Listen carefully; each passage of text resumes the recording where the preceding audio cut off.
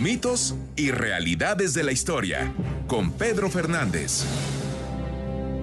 Mi estimado Pedro Fernández, ¿cómo estás? Muy buenas tardes, noches. Esteban, qué bueno estar en tu programa otra vez. Buenas noches, feliz. ¿Qué hay para el día de hoy? Pues mira, fíjate que he estado dando un curso acerca de las monarquías europeas y actualmente estoy dando uno acerca de la monarquía hispánica. Y el otro día que estaba hablando de Felipe IV, que pertenece a los Austrias españoles, que son inaugurados con Felipe el Hermoso. De Felipe el Hermoso nos vamos a Carlos V, Carlos I de España, Felipe II, Felipe III y Felipe IV. Y lo más curioso de Felipe IV, entre muchas cosas, fue él, por ejemplo, el que inauguró la zarzuela en España, fue el más grande coleccionista de arte de su tiempo, es la base de la colección del Prado, de hecho la compró él. Pero todo esto que es muy interesante, desde luego, históricamente, desde luego que tiene mucho que ver con todo lo que vamos a ver. En realidad lo que más llama la atención de Felipe IV es su adicción al sexo. Ah, caray. Y es una cosa increíble que muchísima gente no sabe, porque se queda con la época en la que él vivió, que es la guerra de los 30 años en Alemania, ¿no? Y en Europa.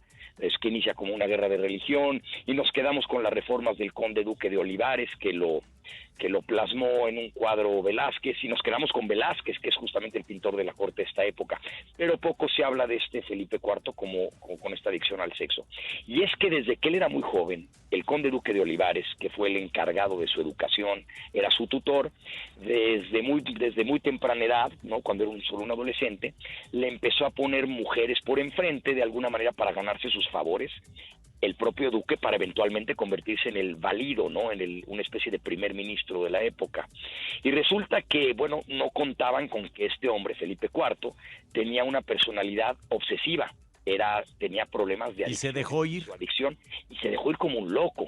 Y la realidad es que dedicó prácticamente la mitad de su vida, por lo menos, a buscar con quién acostarse. Y claro, siempre se las ponían para que lo hiciera, y dicen que era con cualquiera, altas, chaparras, gordas, flacas, tiraba parejo, feas, guapas, tiraba parejo, de la nobleza, de las plebeyas, hacía absolutamente de todo con quien fuera, hasta 3 veces al día.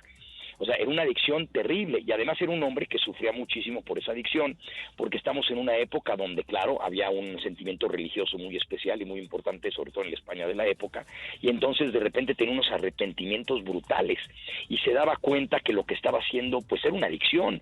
No es que disfrutara, no es decir, Felipe IV qué bien la pasaba, no, la pasaba fatal. Sus 2 esposas lo dejaban hacer, por el rey al final del día, y mientras no tuviera una favorita única que pudiera rivalizar con ella, sino solamente aventuras pasajeras, no pasaba nada. Y a lo que quiero llegar es una aventura que marcó buena parte de la época y de las habladurías. En ese tiempo en Madrid es cuando intentó acostarse con una monja, de plano. Caray. Y entonces en el monasterio de San Plácido, ahí en Madrid, resulta que, ayudado por el conde duque de Olivares y por todos esos, había una monja guapísima, ¿no? Sor Margarita de la Cruz. Y entonces, pues, lo que hacen es rentan la casa de al lado, como cuando robaron la bóveda de Banamex de Tecamachalco. Sí, bueno. sí, que le entraron la casa y con toda parsimonia y tranquilidad hicieron un túnel. Así le hicieron un agujero en la pared para que pudiera entrar el rey a buscar a la celda donde estaba esta mujer, esta guapísima monja, según nos cuentan los testimonios de la época, pero resulta que no es la primera vez que lo intentaban. Y entonces la madre superiora, previendo la insistencia del rey, la hacía dormir dentro de un ataúd, desde luego abierto, rodeada de cirios.